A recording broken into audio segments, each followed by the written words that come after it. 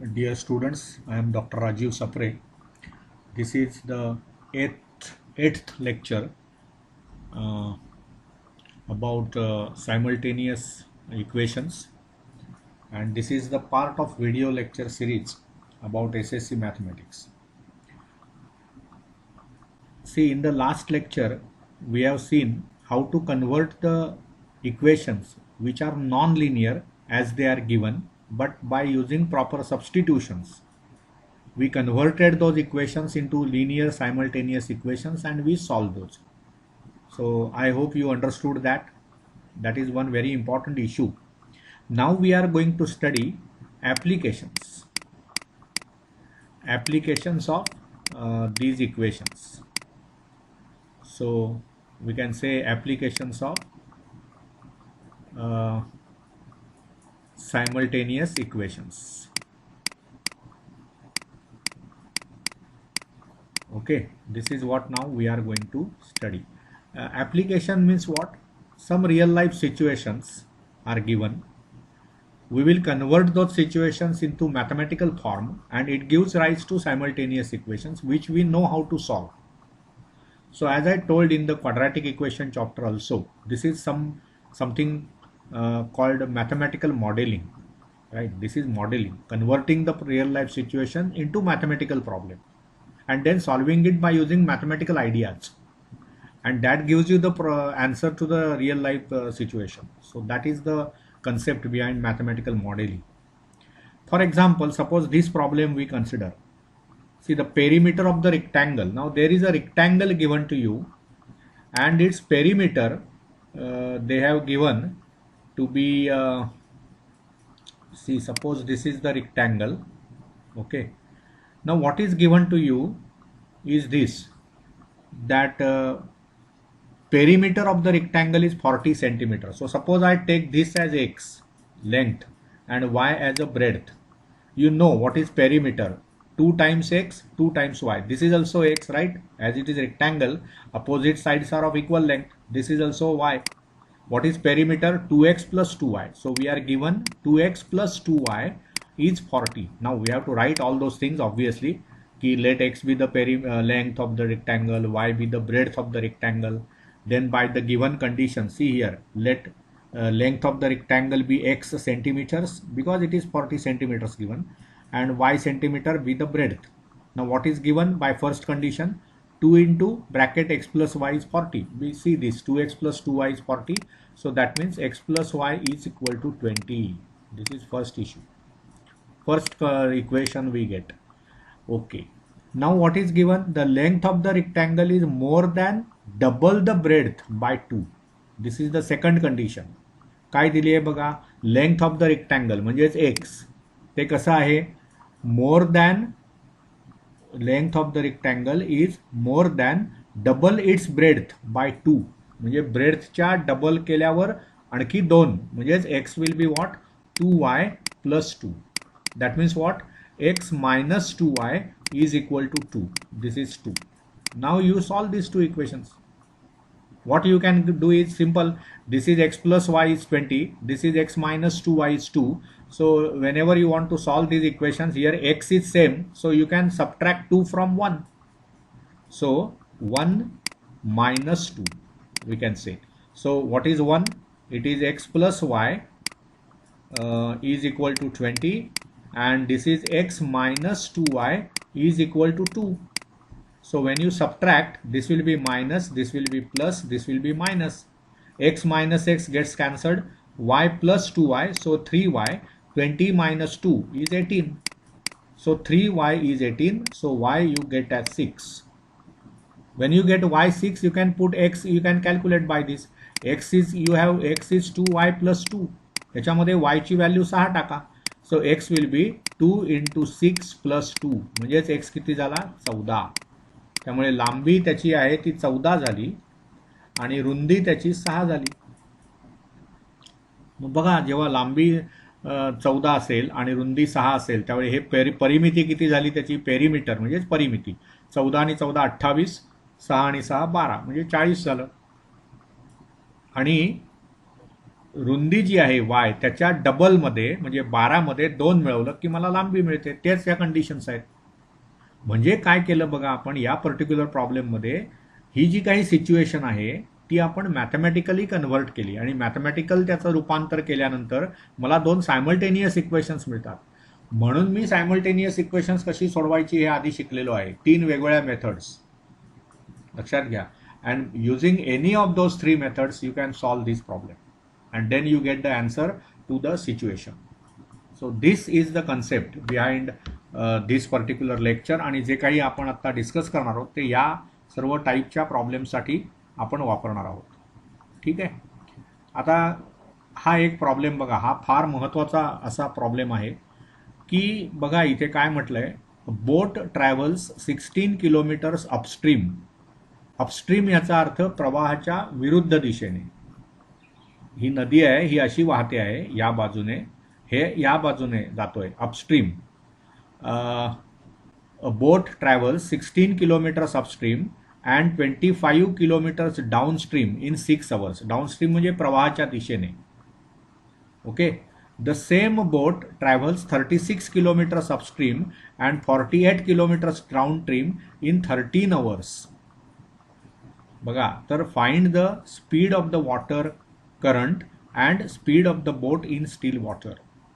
शांत पाणी जर असेल, प्रवाह नसलेलं म्हणजे वाहत नसलेलं पाणी, शांत पाणी, तलावात असतं, तळ्यात असतं तसं पाणी, तर त्याला म्हणायचं स्टील वॉटर. त्याच्यामध्ये बोटीचा वेग काय आहे आणि पाणी ज्यावेळी वाहतं आहे, ज्या दिशेने पाणी वाहतं त्या दिशेने बोट जात असेल तर वेग वाढणार. लक्षात घ्या. म्हणून इथे कसं आहे बघा, let the speed of the boat in still water. बघा सुरुवात कशी केली जाते, speed of the boat in still water.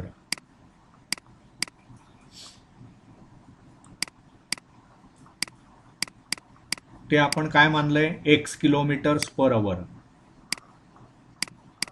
Okay. And speed of the water current, speed of water current be y kilometres per hour. आता कसं होतं बघा, ज्यावेळी वॉटर ज्या दिशेने वाहत आहे म्हणून डाऊनस्ट्रीम त्याला म्हणतात. डाऊनस्ट्रीम म्हणजे काय, तुम्ही बोट चालवतात, डाऊनस्ट्रीम चालवताय म्हणजे काय, प्रवाह ज्या दिशेने आहे, प्रवाहाच्या दिशेने, याला आपण मराठीमध्ये असं लिहिणार, प्रवाहाच्या दिशेने. प्रवाहाच्या दिशेने ज्यावेळी बोट जाते त्यावेळी त्याचा स्टील वॉटरमधला वेग अधिक पाण्याचा वेग अशी ती बेरीज होणार त्या डाऊनस्ट्रीम स्पीडची. म्हणजे त्यावेळी स्पीड ऑफ द बोट काय असणार, स्पीड ऑफ बोट ही असणार x प्लस वाय. आणि अपस्ट्रीम ज्यावेळी जाणार, अपस्ट्रीम म्हणजे प्रवाहाच्या विरुद्ध दिशेने, लक्षात घ्या, प्रवाहाच्या विरुद्ध दिशेने, त्यावेळी म्हणजे इथे असं म्हणूया प्रवाहाच्या विरुद्ध दिशेने, त्यावेळी स्पीड काय होणार, speed of the boat, speed of the boat x minus Y होणार. बघा तुम्ही ज्यावेळी चालता ना त्यावेळी वारा तुमच्या मागून असा पुढे जात असेल तर तुमचा वेग पण वाढतो, कारण वारा तुम्हाला ढकलत असतो. परंतु वाऱ्याच्या विरुद्ध दिशेने तुम्ही जात आहात तर मग वाऱ्याचा तुम्हाला विरोध होत असतो, म्हणजे तुमचा स्पीड कमी होतो. लक्षात घ्या. बोट ज्यावेळी तुम्ही प्रवाहाच्या दिशेनेच जात असता त्यावेळी भराभर जाणार पुढे. तुम्ही पोहताना सुद्धा बघा, प्रवाह ज्या दिशेने आहे त्या दिशेने पोहत असाल तर तुमचा वेग वाढतो, परंतु प्रवाहाला विरोध करत तुम्हाला जेव्हा पोहायचं असेल त्यावेळी तो वेग कमी होतो. कितीने कमी होतो, प्रवाहाच्या वेगाने तो कमी होतो. तुमचा एक काहीतरी वेग असणारच. तुम्ही शांत पाणी असेल, मुळीच वाहत नसेल, विहिरीत समजा तुम्ही पोहताय, तर तिथे स्पीड जो असतो ना तो शांत पाण्यातला तुमचा वेग आहे पोहण्याचा. परंतु नदीत पोहत असाल तर नदीत 2 प्रकारे पोहता येतं. नदी ज्या दिशेने वाहते त्या दिशेने पोहत असाल तर स्पीड वाढणार. नदीच्या विरुद्ध, नदी वाहते त्याच्या विरुद्ध दिशेने पोहत असाल तर स्पीड कमी होणार. म्हणून ते हे नीट लक्षात घ्या, x प्लस वाय आणि x मायनस वाय. आणि आणखी एक फॉर्म्युला तुम्हाला वापरावा लागतो, की किती वेळ लागतो, तर त्याचा फॉर्म्युला काय आहे बघा, किती अंतर तुम्ही जाता, डिस्टन्स म्हणजे अंतर भागिले वेग म्हणजे काय म्हणता येईल याला, speed. So distance upon speed म्हणजेच टाइम, किती वेळ लागणार. बघा ना 60 किलोमीटर तुम्ही समजा जात आहात, ओके, आणि तुमच्या स्पीड गाडीचा तुमच्या 30 किलोमीटर पर आवर आहे, 30 किलोमीटर पर आवर, तर एकूण किती वेळ, 30 दुणे 60 म्हणजे 2 तासात तुम्ही त्या डेस्टिनेशनला जाऊन पोहोचणार. हा फॉर्म्युला माहिती पाहिजे तुम्हाला. Time is equal to distance upon speed, आणि स्पीड स्टील वॉटरमधला बोटीचा स्पीड जर तुम्ही एक्स घेतलात, प्रवाहाचा वेग जर वाय असेल, तर प्रवाहाच्या दिशेने तुम्ही जात असाल तर एक्स प्लस वाय, प्रवाहाच्या विरुद्ध दिशेने जात असाल तर एक्स मायनस वाय. ह्या दोन गोष्टींवर हा प्रॉब्लेम आधारित आहे. बाकी मग ते तुमचं इक्वेशन्स तयार होतात. बघा त्यांनी काय दिलंय, boat travel 16 kilometres upstream and 24 kilometres downstream in 6 hours. मग 16 किलोमीटर अपस्ट्रीम जाताना तिचा वेग काय असणार, बघा अपस्ट्रीमला वेग काय असतो, एक्स मायनस वाय, म्हणजेच तुम्हाला काय मिळेल, किती वेळ लागणार, 16 अपॉन एक्स मायनस वाय. आणि काय म्हटलंय त्यांनी, 24 किलोमीटर डाऊनस्ट्रीम म्हणजे 24 एकूण अंतर, डाऊनस्ट्रीमचा स्पीड किती, एक्स प्लस वाय, आणि हे सर्व त्यांनी किती वेळात केलं, 6 तासात. असं एक तुम्हाला इक्वेशन मिळालं. दुसरं इथे दिलंय बघा, सेम बोट ट्रॅव्हल्स 36 किलोमीटर्स अपस्ट्रीम, हे मी इथून काढून टाकतो, हे सर्वच काढून टाकतो. 36 किलोमीटर्स काय म्हटलंय बघा अपस्ट्रीम, आणि म्हणजे काय होणार, अपस्ट्रीमचा स्पीड किती आहे आपण म्हटलं, अपस्ट्रीमचा स्पीड काय म्हटलं आपण, एक्स मायनस वाय, त्यामुळे 36 किलोमीटर अपस्ट्रीम म्हणजे 36 अपॉन एक्स मायनस वाय एवढा वेळ लागणार. आणि 48 किलोमीटर्स डाऊनस्ट्रीम म्हणजे 48 भागिले एक्स प्लस वाय, हे तुम्हाला 13 दिलेलं आहे त्यांनी. आता ही दोन इक्वेशन्स जी झाली ना, ही सॉल्व्ह करायची आपण. बरं, ही ॲज इट इज लिनियर आहेत का, नाही, कारण हा एक्स आणि वाय डिनॉमिनेटरला आला, so they are not linear. म्हणजेच तुम्ही काय करणार, जे आपण टेक्निक वापरलं आधीच्या आत्ताच्याच प्रॉब्लेमला, की हाऊ टू कन्व्हर्ट डेम इन टू लिनियर, तर इथे तुम्ही ऑब्झर्व करा, हे तुम्हाला जे दिलेलं आहे ना, ते बघा, हे 36 भागिले एक्स मायनस वाय म्हणजे हे 36 गुणिले 1 अपॉन एक्स मायनस वाय आहे, आणि plus 48 into 1 upon x plus y, म्हणजे आपण नॅचरली काय करणार, 1 अपॉन एक्स मायनस वाय जे आहे ते आपण ए ठेवणार, आणि 1 अपॉन एक्स प्लस वाय हे बी ठेवणार.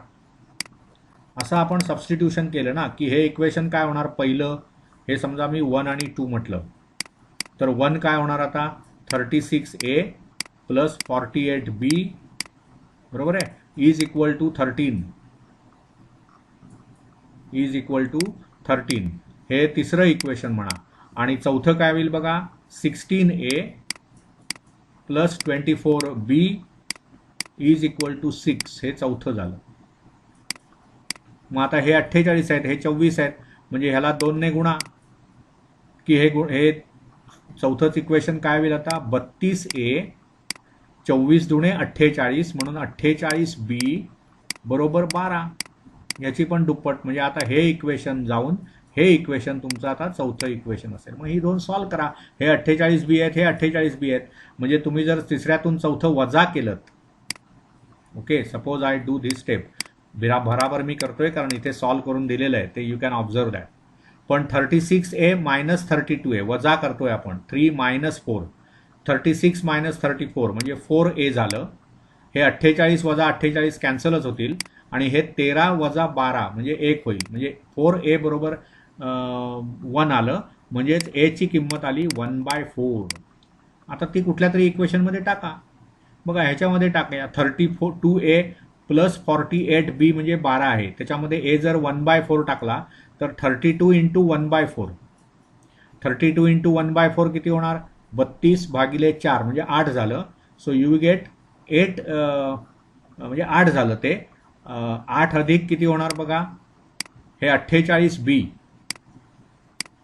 बरोबर 12, म्हणजेच 12 वजा 8 म्हणजे ते 4 होणार, 4 बरोबर 48B म्हणजे 4 भागिले 48 म्हणजे B ची किंमत होणार 1/12, म्हणजे A 1/4 झाला, B 1/12 झाला. आता ही दोन इक्वेशन सॉल्व्ह करायची. कशी सॉल्व्ह करायची, you know how to solve them now. काय करतो आपण आता, पुन्हा बॅक टू पॅव्हेलियन आपण जायला पाहिजे. म्हणजे काय करणार आपण बघा, तुम्हाला ए ची किंमत 1/4 मिळाली आहे, पण ए म्हणजे 1/x-y आहे, बरोबर ना. म्हणजेच तुम्हाला असं मिळालंय 1/x-y is equal to 1/4. Okay. आणि 1/x+y हे तुम्ही बी ठेवलंय, म्हणजेच 1/x+y हे तुमचं 1/12 आहे. मग आता रेसिप्रोकल घ्या, ह्याचा रेसिप्रोकल x-y होणार, त्याचा 4 होणार. इथे पण x+y हे इक्वल टू 12 होणार.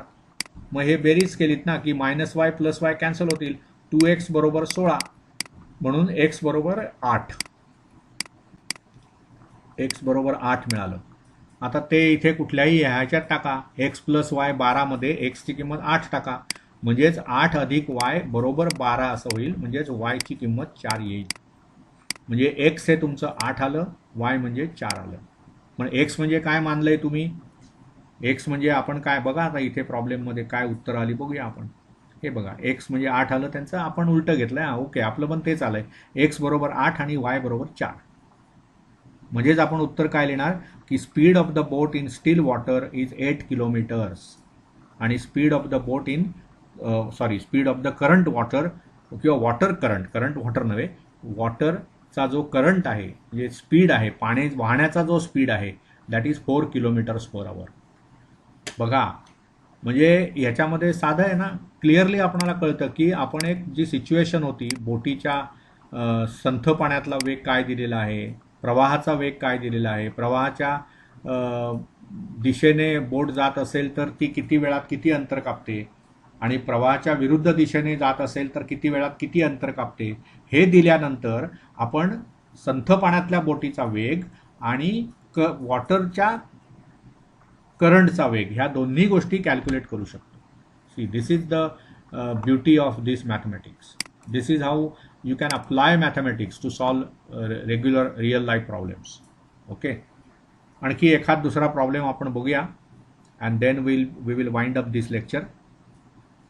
बघा, इथे आता एक्झरसाइज जो आहे, प्रॅक्टिस सेट तुमचा, त्यातलाच पहिला प्रॉब्लेम बघूया आपण.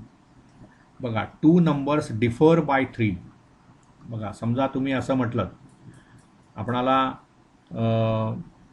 2 numbers काय दिलंय कंडिशन बघा. So let the numbers be, आपण असं म्हणू शकतो, let the numbers be x and y. Now as they differ by 3, as the numbers differ by 3, what you mean by differ by 3, तर त्यांच्यातला डिफरन्स 3 आहे. differ by 3 we have x minus y is equal to 3. Naturally आपण x मोठा मानला. पुढे बघा, the sum of the twice of smaller number, म्हणजे आता इथे x मायनस वाय 3 आल्यामुळे आपला x हा लार्जर नंबर आहे आणि y हा स्मॉलर नंबर आहे. ओके, मग दुसरी कंडिशन काय आहे, सम ऑफ बेरीज. सम म्हणजे बेरीज, कशाची बेरीज, twice of the smaller number and thrice the greater number. Thrice म्हणजे 3 पट, ट्वाइस म्हणजे दुप्पट. मग काय म्हटलंय, sum of the twice of smaller number म्हणजेच 2y, कारण y हा आपण स्मॉलर नंबर घेतलाय, and thrice of the greater, thrice म्हणजे 3 टाइम्स 3x, हे तुम्हाला 19 दिलंय. म्हणजे आता माझ्याकडे 2 इक्वेशन्स तयार झाली. एक झालं x minus y is equal to 3, आणि ह्याच्यामधला x आधी लिहूया आपण, त्याच्यामुळे काही फरक नाही पडणार. 3x plus 2y is equal to 19. अशी 2 इक्वेशन्स बघा आपल्याकडे तयार झाली. आता ह्यांना तुम्ही नावं द्या 1 आणि 2. मग आता ही सॉल्व्ह करायची आहेत. मग सॉल्व्ह करण्यासाठी तुम्ही काहीही वापरू शकता. प्रत्येक वेळी काय आपण एलिमिनेशन टेक्निक वापरलं पाहिजे असं काही नाही आहे. You can use Cramer's rule, you can use substitution technique. आता इथे बघा, हे सबस्टिट्यूशन टेक्निक सोपं जाईल, कारण इथे एक्सचं कोइफिशियंट 1 आहे पहिल्या इक्वेशनमध्ये. So 1 gives, we can say 1 gives x is equal to y plus 3. बघा, तो मायनस वाय आपण राईट हँड साईडला आणला, y प्लस 3 ही कशाची व्हॅल्यू झाली, एक्सची. So putting in 2. Putting in 2 म्हणजे काय, x ची व्हॅल्यू ही y प्लस 3 2 मध्ये टाका. So we get 3 into y plus 3 plus 2y is equal to 19. मग इथे किती झालं, हे 3y, नंतर हे किती झाले 3 आणि 3 9, म्हणजे गुणाकार तो, plus 2y is equal to 19. म्हणजेच काय झालं बघा, 3y आणि हे 2y म्हणजे एकूण 5y झाले. सॉरी, 5y हा 9 इकडे न्या, इज इक्वल टू 19 मायनस 9 म्हणजेच हे 10 झाले. मग 5y जर 10 झाला, हे 10, 5y जर 10 झाला तर so what is y, 5y is equal to 10 implies y is equal to 10 upon 5 म्हणजेच ते 2 झाले. म्हणजे आता तुमच्याकडे किमती मिळाल्या. x म्हणजे तुमचं किती झालं, सॉरी आता y किती मिळालं तुम्हाला, y is 2. Okay, y is equal to 2. ठीक आहे. आणि एक्सचा फॉर्म्युला बघा, x म्हणजे y plus 3. So x is y plus 3 म्हणजेच ते काय होणार, 2 प्लस 3 म्हणजेच किती होणार, 5. म्हणजे आता तुम्हाला जे दोन नंबर्स आहेत त्यातला लार्जर नंबर आपण x मानला, स्मॉलर नंबर y आहे, त्यामुळे x तुमचा 5 झाला आणि y झाला, सो 5 आणि 2 असे ते नंबर्स आहेत. बघा, they differ by 2, sorry they differ by 3. त्यांनी काय कंडिशन दिली होती, नंबर्स डिफर बाय 3. मग 5 आणि 2 म्हणजे 3चा फरक आहे. डिफर म्हणजे फरक असणे. वेन 2 नंबर्स डिफर बाय 3 त्यांची वजाबाकी 3 आहे. आणि दुसरं काय कंडिशन दिली होती की twice the smaller number, twice the smaller number म्हणजे काय, स्मॉलर नंबरची दुप्पट ती 4 आहे आणि मोठ्या नंबरची तिप्पट, 5ची तिप्पट 15, 15 आणि 4 19. बघा, the sum of twice the smaller number and thrice the number greater number is 19. ते इथे दिसतंय तुम्हाला. म्हणजेच काय झालं, त्या कंडिशन सॅटिस्फाय झाल्या. See, this is how you can solve these problems. Word problems म्हणतात त्यांना, किंवा applications of simultaneous equations. Many situations are there. Whenever you convert that situation to mathematical format, you are getting simultaneous linear equations which you know how to solve. असा संपूर्ण हा प्रवास आपल्याला करायचा आहे. ठीक आहे. सो आपण ह्या लेक्चरला थांबूया. We will continue solving such problems in the next lecture. Thank you.